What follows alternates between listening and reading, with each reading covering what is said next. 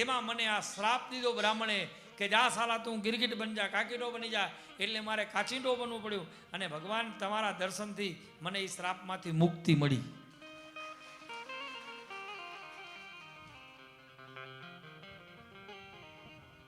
દાનનો મહિમા બતાવ્યો છે. ગાયોનું દાન કરવું જોઈએ ગૌશાળામાં જઈને. પણ આપણે તો ગાય નથી પોહાતી, ઘણા તો હાહુ એ ઘરમાં નથી પોહાતી. હા, હગાઈ કરવા જાય તમારે તો બા નથી ને તો અમારી દીકરી દેવી. સાહેબ, મારા એક શબ્દો ઉપર ધ્યાન આપજો કે તમારા ઘરમાં જે ઘેઢું માવતર છે ને એ મોટામાં મોટું તાળું છે, સંસ્કારની કોઠી છે. અને આજકાલની લ્યો કે અમે બેન અમારા બે જય સીતારામ,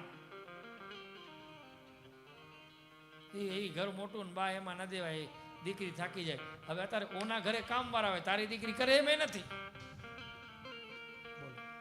અને પેલા તો એવો રિવાજ હતો કે જેનું જાડું કુટુંબ હોય, મોટી ખાનદાની હોય, ઉમાં દીકરીઓ દેતા કે અહીંયા દેવાય. આજકાલ તો શું હુજ્યું છે કાંઈ ખબર જ નથી પડતી. અને પછી એની દીકરી મોટી થાય વાય જેને તેને લઈને જતી રહે, પછી અફસોસ કરવો એનો કોઈ મતલબ નથી.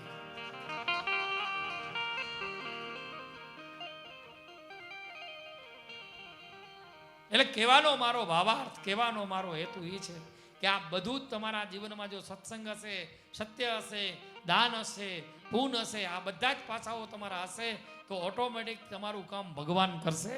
તમારે કાંઈ લાંબો હાથ નહીં કરવો. આજે હજારો લોકો અહીંયા જમે છે, આપણે નથી જમાડતા. એ ભગવાન ગમે એમાંથી વ્યવસ્થા કરે છે.